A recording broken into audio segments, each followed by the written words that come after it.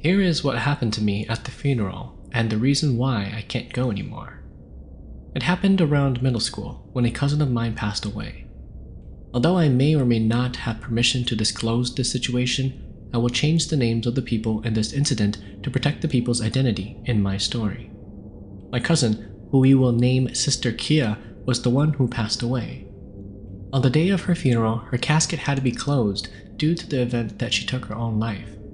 This took place at the Legacy Funeral Home in Maplewood, Minnesota. It is now torn down and in the process of being built into an apartment. Kind of scary.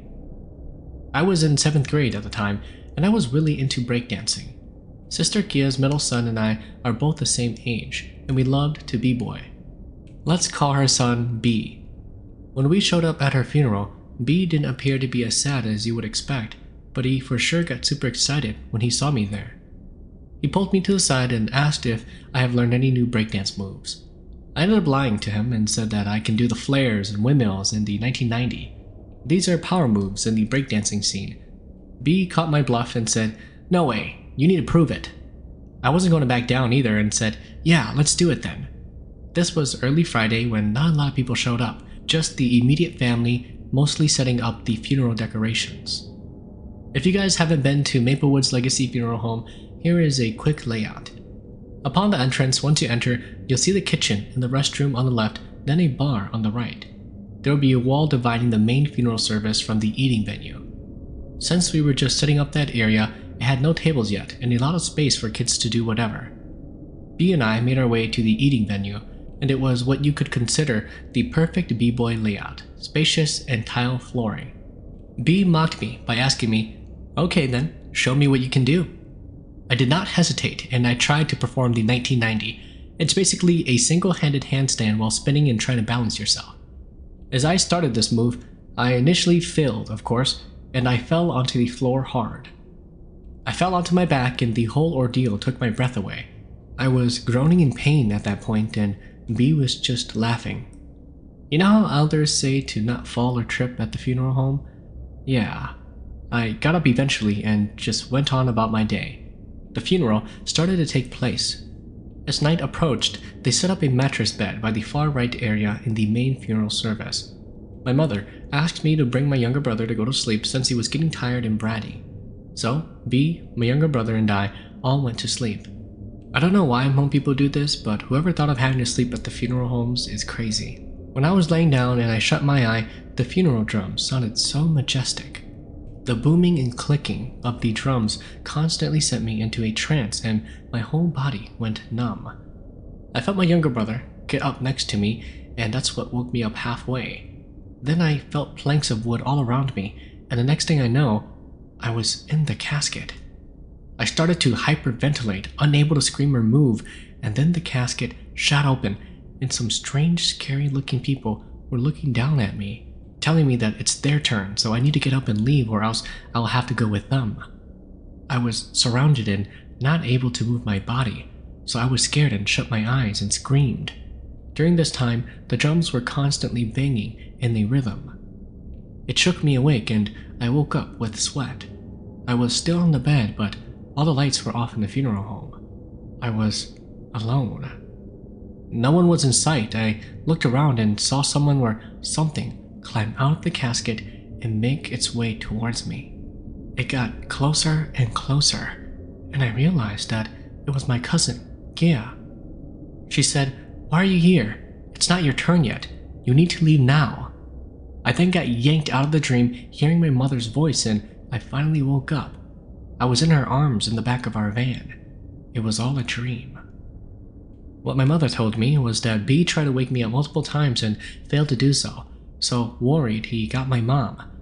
I was beginning to turn into a dark yellow complexion, and I was completely unconscious and barely breathing. We had to get my grandpa to tie me a red string, and then I slowly started to get my colors back. They brought me outside and I finally woke up in the van. My grandpa asked, "Son, did you trip or fall?" I said no, but then remembered that B and I were breakdancing earlier, and that's when I fell. My grandpa shook his head and said that I should know that falling or tripping in these places are bad. This is a place that we should have not been breakdancing. I agree, you should have not been breakdancing. Nay. Paula. After all the lecturing, the elders had to call my spirit back from where I fell. I constantly had nightmares days after the funeral, and things weren't getting any better. I would often get sleep paralysis and talk in my sleep, I was told. Things got so bad and I felt very sick. My parents had to get a shaman to see why I was getting sick. My mom told the shaman my whole ordeal at the funeral home. The shaman said that a boy spirit was called, but he had offended the dwelling spirits of the funeral home while he fell, and the spirits were greatly offended when he was upside down. One spirit in particular said that only pigs are hung like that when they are slaughtered, so I must have been an offering. The shaman made amends to please the spirits to forgive me and a debt that will need to be paid if I had gotten better. Weeks gone by and I gotten better, and we did another shaman ritual with a pig and a lot of joss paper were burnt. Ever since then, I stopped breakdancing and going to all funeral homes. My family converted to Christianity a while after my incident. Now I feel great, but once in a blue moon, I would get dreams and be scared about being at that funeral home again. I would like to think that my sister Kia was trying to protect me when I was in that dream at the funeral home. Let's hope I don't see anything scary after writing out this story. It was quite difficult writing all of this. I swear, I keep on seeing shadows peeping at me around the corners. I most likely would have to Wing Chun these spirits tonight. I would like to see you do so, yes. Also, the brother who sent this scary story has something to say that happened to them while they were typing this story. Here's how it goes. I got sat on Monday morning after typing this out Sunday, and that was quite frightening. I hope that nothing else happens to me. What happened was I heard the door of my bedroom creak open. I then literally felt someone or something embrace my back since I was laying on my belly. I thought that this would have been my wife who left work and must have came back home. The pressure was heavy and warm, but I wasn't able to move. I then knew that I was in a paralysis. I was able to move my eyes to see who it was laying on me, but what I saw was a big black shadow with long hair. Oh, it was a fat ghost. After this, I fell asleep and decided to write it out until my alarm woke me up. Once I was awake, my bedroom door was open ajar, but my wife told me that she had closed it before she left for work. I'm going to need a cleansing soon. And that's what happened to the person that submitted this story. Thank you very much. If you're interested in sharing your own story, please do so in the description below. Thank you, and here is the next story. I have plenty of ghost stories to share with you all. This happened at my old place in Mount Airy before we moved out and bought a new house. That house had 4 rooms, 3 upstairs and 1 downstairs. When I was young, I had my first encounter in that downstairs room. Eventually, this became my bedroom. I didn't want to sleep in there for a long term, so when my grandma and cousin moved out to Wisconsin to live with my uncle, I moved all my stuff upstairs. After a couple of nights, I had this encounter. I was sleeping and for some odd reason, I felt like on my bed there were a bunch of kids jumping up and down. I was kind of annoyed at this point, but for some reason, I couldn't open my eyes. I'm glad that I didn't open my eyes. That morning, I woke up and I was pissed and I started jumping up and down on my bed and I was cussing. Then, I heard a snap. I broke my bed, the wooden beam. That day, I moved all my stuff back downstairs. Well, my other sister saw that I moved out and she took the chance to have her own room. Now, I don't know when this happened, but when she was sleeping in there, one night she woke up for some reason and saw a little white figure hanging on the doorknob. She got scared and pulled the blanket over her head and she moved out of that room the very next day. Now, let's get back to the encounter that I had downstairs. Downstairs, no one slept in that room yet, and my mom had no place for her plants, so she placed her plants in that bedroom. There was one night where I went to go pick up this radio. It's one of those old style radios. It's the big boxes one, if you know the ones with the cassettes and 8-track and record players. You have wires in and wires out and all that stuff. Anyways, that night I was coming down the hill and I heard what sounded like a scream running down the hill. It passed me from my left ear to my right ear. I thought it was strange, but I was too happy to even care what it was now that I had my own radio. Anyways, I placed the radio in that bedroom downstairs. That morning, I went in to play it, but somehow I felt like someone was in there with me. I was messing around with the radio box, and all of a sudden, the pulse button was pressed down. I was looking at it and said to myself, what the heck was that? And what did I just see? Then it unpulsed again and then pulsed again. By this time, I felt all the hairs on my body standing up. This couldn't be.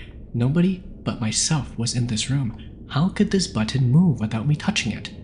Then I put the radio down and walked out of that room and slowly closed the door behind me. Then I brushed it off and went outside to go and play. That place was truly haunted. Now here's another story involving me. I don't know if you're familiar with the McDonald homes by Jackson Street. There's this pond that little kids would always go to. It was said that that wooded area is haunted. The wooded area is right across the homes on Jackson Street. I heard a lot of stories surrounding that little wooded area. If I'm correct, there were a bunch of little kids who went there to catch frogs or something, and one of the kids drowned in that pond. That was a long time ago, and I forgot how long. Anyways, that little wooded area has been transformed into a trail with some houses. OGs say that they have seen dragons in that pond. So many years I passed by and I drive there, and I remembered the little kid who drowned there, and I was looking for some action. I wanted to see this pond for myself because I've never ventured out there before.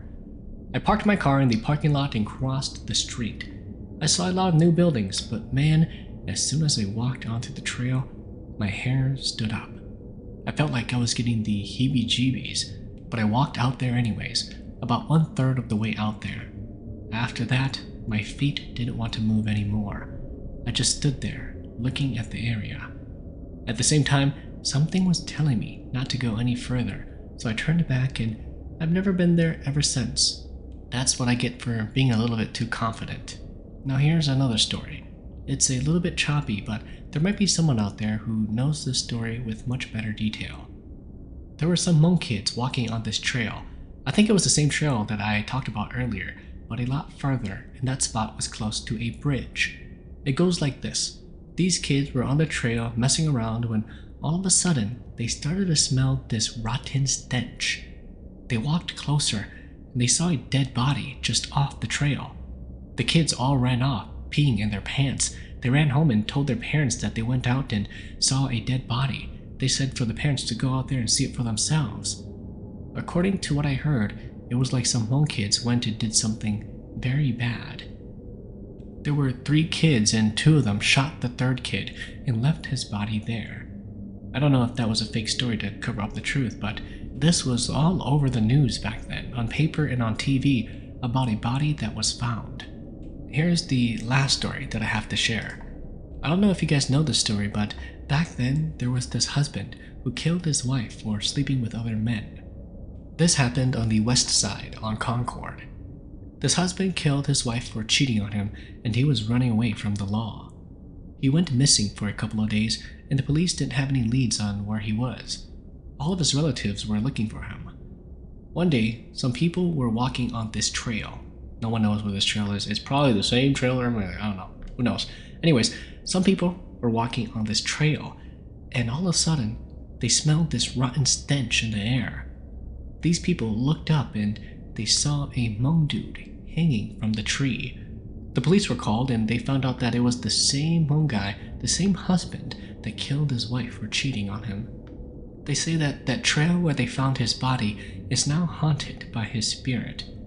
So if you ever go on any trails in Minnesota, be very careful because you don't know if it's haunted by ghosts or dragons or other spooky stuff.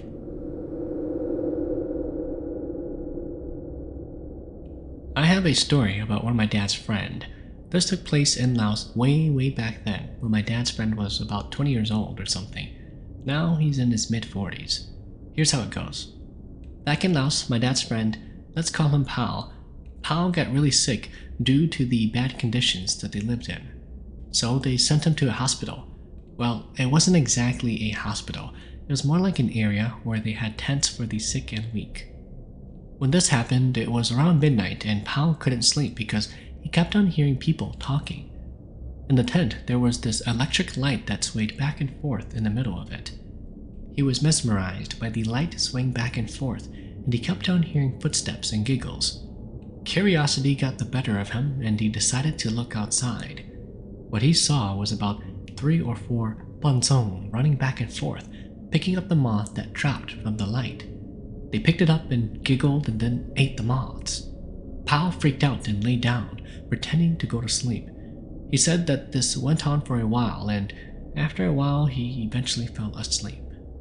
Here's another story, but this time from me. Back when I was younger, I shared a room with my sisters, and my 2 brothers had their own room.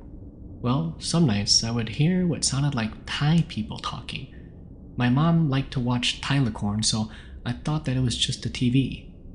However, our room was nowhere near the living room. I would get up and go look at the living room and find that the TV was off and my parents were asleep. I was young back then and forgot to be scared, so I just went back to the bedroom and laid down. As soon as I closed my eyes, I could hear them again. It sounded like Thai people talking. We had this big window that our head faced towards when we sleep, so I got up and I peeked out of the window, but I didn't see anybody. However, the talking continued.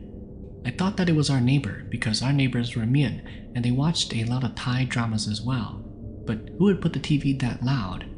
I could still clearly hear the voices, but I never really thought too much about it.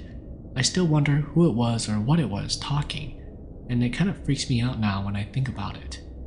Ooh, this reminds me of a story that actually happened to my uncle. Very similar. Okay, so back then my uncle was married to his ex-wife, and his ex-wife is from Laos. They had an apartment. They lived in this kind of old, run-down apartment, and one day he dropped her off to go, learn English because she had just recently come from Laos and she had to learn English. So he dropped her off at school, comes back home, is like doing his own thing, and he hears what sounded like the voice of a Laotian man talking in their bedroom. So he stops what he's doing and opens his ears, and clear enough, it's the voice of a Laotian man speaking, but he couldn't really comprehend what he was saying, And my uncle's, a little older, so he does know Thai, he does know Lao. So he goes to the room and he puts his ears right up to the door, and he still hears the blabbering of some Laotian man. And he slowly opens the door and busts it wide open, hoping that, oh, maybe there's some strange man in there, but no, nothing, empty. It's just an empty bedroom. After seeing this, he didn't think too much about it and just kind of shook it off like everybody else would. However, this was not a one-time occurrence. It occurred many more multiple times after that. It was always the same exact situation. He would drop off his wife, come home, prepare for work or something like that, and he would hear like a Laotian man mumbling in the bedroom. I don't remember all the exact details, but if I'm correct, they eventually moved out, obviously, and no longer did he ever hear that Laotian man speak ever again.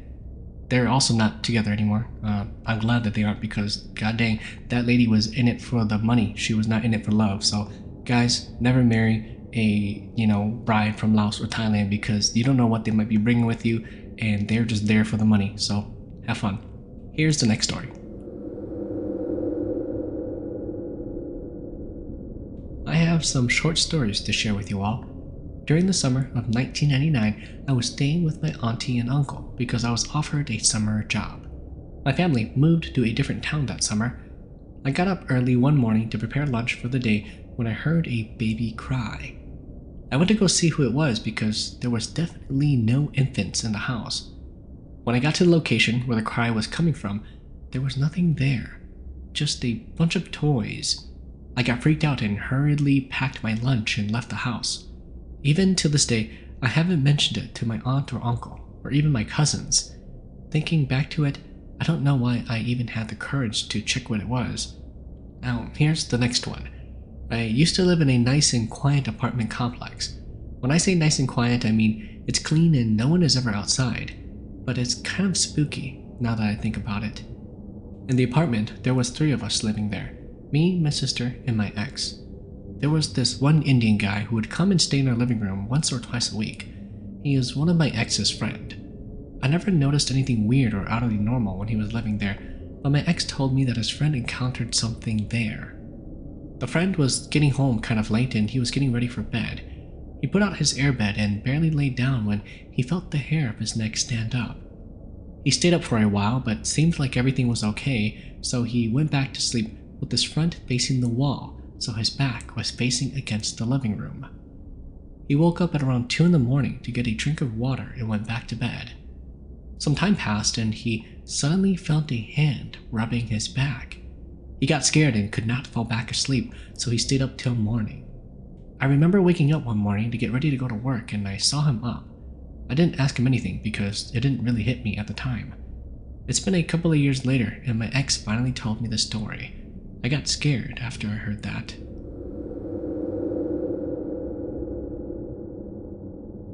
I've heard a lot of stories here and there, and some of them are very similar to one another. Last month, my mom found out that she had some kind of spirit with her, and it was a good spirit, not a bad spirit. It turned out to be her shaman spirits. We had this one grandma who came from Thailand and lived here for 4 years. She is a very powerful shaman, and she teaches people who have shaman guides in them. My mom's spirits are connected to that grandma's spirits. The story goes is that my grandpa hasn't been feeling well since last year. My grandpa has been going in and out of the hospital and he is always thinking negative, saying that he's going to die and all that jazz. He says that when he's at the hospital, he sees things and ghosts and spirits. Well, there was one day when my grandpa was still at the hospital, my parents decided to go visit that grandma's place and check what was wrong with my grandpa because he's been very sick and weak lately. That grandma did this shaman thing to look into the water and said that it was one of our grandpas who died in the 70s, our great-grandpa. Now, this great-grandpa made our grandpa sick again because that grandpa did not get sent to heaven the right way because back then my grandpa and some uncles could not find his body. Because of this, they just decided to leave everything normal, like nothing ever happened. So, that great-grandpa could not reincarnate and go to heaven. When that grandma was done looking into it, she told my mom that my mom is going to know how to unknown, and my mom was surprised because she doesn't know anything about it or how to do it. All of a sudden, my mom started to shake and tremble like how a shaman would shake on their bench and go into the other world. When she was shaking, the grandpa that passed away went into her body and possessed her and communicated to my dad what he had to say. This is what the dead grandpa had to say. I was there seeing all of this. Son, I know that your dad is in the hospital right now, but I want you to tell him this. I've been gone so long and no one sent me to heaven. I am hungry and I need money. How come no one loves me? If you guys still want your dad alive, then you guys have to send me money and make me a funeral. After this, everything was calm, so we headed home and my mom got so tired she couldn't even move. We had to hold on to her while we were going into the car. We started to talk about it and my mom said that it felt weird because she wasn't the one crying. It was the person inside of her, which was our dead great-grandpa. I wouldn't say this was scary, but I just wanted to share it because I've never seen anything like this in my entire life. With that done, here's a few more short stories from me. I remember when I was little, my family and I moved to North Carolina. We lived with our grandma and grandpa. This story was located on a farm. One night, my grandma went outside to get some plants. It was like 8 at night already, and she was walking to the other side. Suddenly, she saw a lady holding a little girl's hands walking into the house. At first, she thought it was just my mom and my little sister, so she didn't really pay it much attention. When she got inside, she asked my mom, and my mom said that she was cooking the entire time. My grandma got scared and never went outside at night ever again. The story of that house is that there was this old lady who died there with her granddaughter. Here's the last story that I have to share. This story was told to me by my guy cousin. It was a hot summer day down in Missouri, and some guys decided to go swimming since it was so hot. One of the guys, let's call him Thu, is actually related to my guy cousin. They were enjoying their fun time in the water, and Thu felt like something was grabbing onto him. After that, he was suddenly drowning, and his friends were trying to pull him up, but they couldn't, so they all ran out and called 911. When the police arrived, Thu was already dead in the water. The lifeguards and people, the swimming diving team, had to go into the water and finally get his body. My cousin said that he was pale and blue. When they were doing Thu's funeral, my cousin took a picture of the coffin. When he went back to look at the picture, he noticed that there were two big dragons standing on each side. Okay, I have to see this picture to believe it, because, you know, if you have a picture like that, you would want to share it and be like, oh my god, these things exist, oh. But it sounds a little suspicious to me. Anyways, here is the next set of stories. This story isn't that scary, but I'm gonna tell it anyways. My dad is a big-time chicken lover. He used to own his own chicken coops at one of my cousin's place. My dad is a well-known person because his chickens always win when he goes rooster fighting. My dad is a respectful person. He got tired of giving his best chickens to his friends because they sell it for big money. Now he refuses to give it to them because my dad knows that these guys will sell it for money. His chicken coop was near a pond. One day, my dad goes to his chicken coop and was feeding his chickens as he normally always does. Just right there and then, as he was half finished, he heard some Native American people screaming, like they were screaming for help. My dad was not those people that get scared easily, so he ignored it and just kept on doing what he has to do. He then heard it again, but this time, it sounded like they were dancing and singing, walking around my dad's chicken coop. So my dad got outside to go and look, but he saw nothing.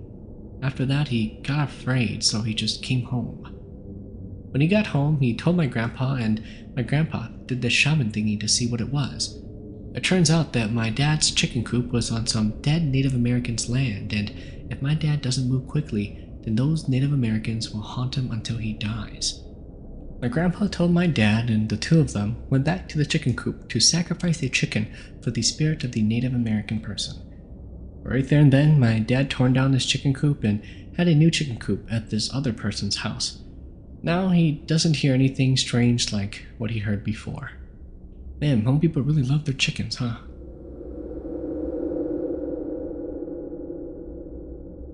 These are just my personal experiences. Have you ever heard of ghost stories where someone counts or feels an extra head in bed? Well, I never thought that would happen to me, but it did. It was 12 years ago, a week after my first child was born. It was New Year's Eve and my brother and cousin were going out. His curfew was no later than 12:30. My husband and I were getting tired, so we headed to bed and figured that my brother could call us so we can open the door for him. I sat on my bed and I looked at my husband. Our bedroom looked different. Everything was as it was, but the room just looked longer and wider. I was going to tell him about how I felt, but I figured that it was all just in my head. Well, I went to sleep and I had a bad dream. I woke up in the middle of the night and I realized that there was someone sleeping down by my thigh. My first thought was, how disrespectful for my brother to come sleep in the same bed as my husband and I. But wait, it couldn't be him because he never came by afterwards. Could it have been my baby? It couldn't be because she's only a week old and I could still feel her sleeping next to me.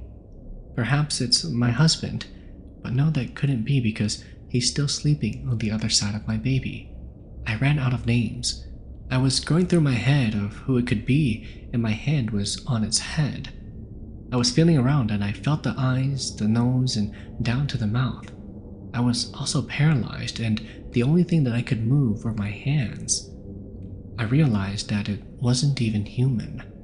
That's when I curled my fingers like a hook and I felt it try to get away.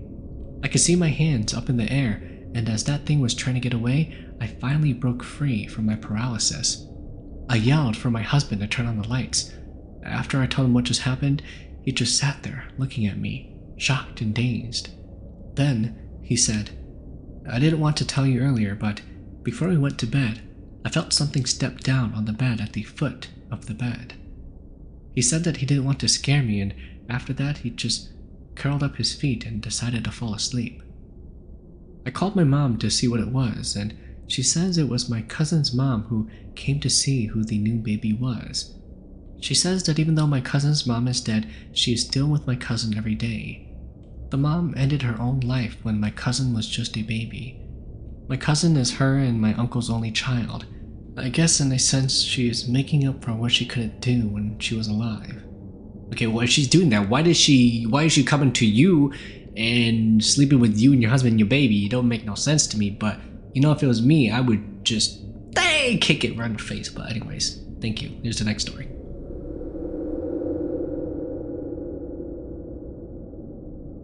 I have two short scary stories to share with you all. This happened to one of my older cousins when I was around 11 or 12 years old. They had a baby boy and everybody was happy for them. When they brought the baby home, they took a picture of him, not from a digital camera, but those other ones. You know what I'm talking about? Well, after they took some pictures, they decided to go and develop it the next day. After they developed the pictures, one particular picture freaked them out. It was a picture of their baby boy wrapped in a blanket, sleeping. Then, there's this arm that's sticking out from nowhere, and it looked like it was trying to put its arm around the baby. And then there's a faded face of somebody behind the baby. This really freaked out the parents, and they told their parents, who's my auntie and uncle. My auntie and uncle told my parents, and they came over and prayed for the baby. Pray for the spirits to go away. Yes, I was not supposed to see the picture, but I took a look anyways, and it was definitely what they described. Here's the last one. This one's about my older sister. Last night, my older sister was telling me about her dream when we were younger, like very young. My sister went to sleep over at one of my uncle's place and my grandma lived with them. When they went to sleep, my sister had a dream about the apartment complex that we all lived in. It was kind of dark outside in her dream. She was playing hide and seek with some of the kids. There were a lot of cars parked in the parking lot and there are 3 main apartments, 2 on the side and 1 in the middle. My uncle lived in the middle apartments and that was where my sister was playing hide and seek. She remembers seeing kids running around and it was getting kind of dark, but not too dark. Well, she ran to hide by this white van and she saw this old lady with a cane walking towards her. The old lady was like, "Come over here, little girl." My sister looked at her and the old lady continued, "Come here, come over here." Then she heard my grandmother calling her. My grandma was like, "Kia, it's getting late, come home and wash up and go to sleep."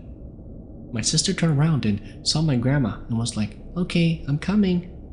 When she turned around, the old lady was gone. Then my sister suddenly woke up and was in a dreamlike state. She remembers seeing the foot of the bed and the old lady from her dream walking across the room and standing at the foot of the bed directly where my sister's foot was, and that old lady was just staring at her. My sister began to cry and my grandma woke up. My grandma asked her what was wrong and she lied and said that she was missing my parents. Dude, my sister totally freaked me out last night.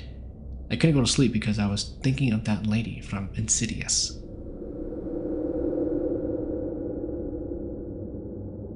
This story was told to me by a friend. He and some friend went fishing at this one place on 8 Mile in Stockton. They caught a few fish and tied them onto a rope while letting them swim in the water.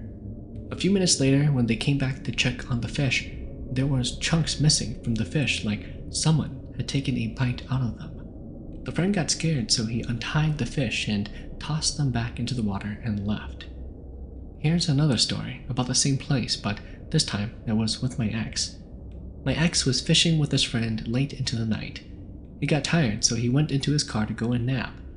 He had his cap over his face and there was a sudden knock on the window. He lifted up his cap and didn't see anybody. Then he put the cap back on and went back to sleep. Again, there was a sudden knock on the window.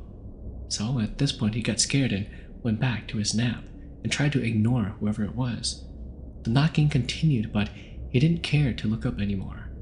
That place is known to be pretty haunted. Now here's the last one about that place, 8 Mile on Stockton. This time it occurred to my brother and his friend. The two of them went fishing there. They were joking around about how they never saw a ghost before, and if there is one, then for it to show itself to them right there and then. A few minutes into their fishing, there was this huge shadow-like person that flew over them and landed with a hard stomp on the other side of the road. This spooked them and they took off. Here's the last story, this time about my grandpa but in a completely different place. I remember when my grandpa passed away. It was like a dream because it was so long ago. My grandpa went hunting with some of his buddies. He returned home with an injured foot. I remember it was either a snake bite or something similar. When he came home, his foot was swollen and he was not able to put pressure on it at all. A few days later, his foot turns black and had some liquid oozing out of it. We took him to the hospital and the doctor said that they were unable to help him. His injury got worse over the week, and on the last night before he passed away, there were so many cats around our house. I remember hearing the cats meow through the night, and when morning came, the cats were gone, and my grandpa passed away. This is a story that my grandfather told me when he was back in Laos. It was early in the morning, around 6 a.m.-ish. My grandma always wakes up early to cook and do all these other chores, so my grandpa got up and decided to go smoke since it was morning already. He was sitting outside of the door just smoking his bong, when all of a sudden he sees a little girl with long frizzy hair wearing Hmong clothes walking into the forest. My grandpa got sort of freaked out and went inside. This next story is from my uncle.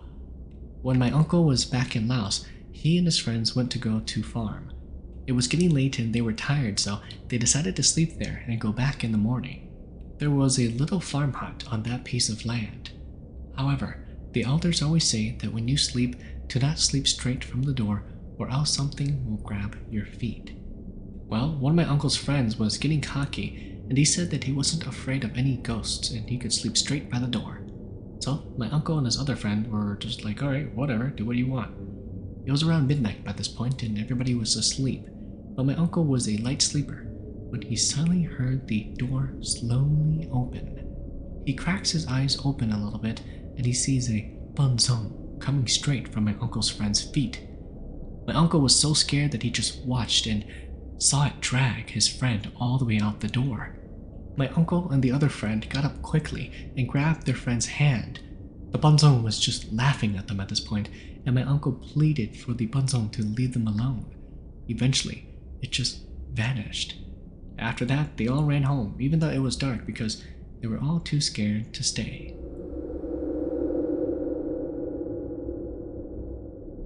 This story was told to me by a friend on our way back home from an okay night fishing trip 2 days ago.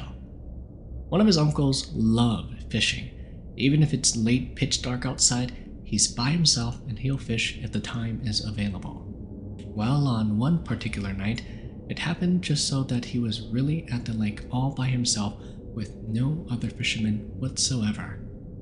Out of nowhere, this homeless dude came up to him, tapping him on the shoulder and asked if he has a lighter. He jumped and said, "No, I don't have a lighter." The homeless guy walked away and then came back 5 minutes later and asked the same question again, and this time the uncle apologized and said that he didn't have a lighter.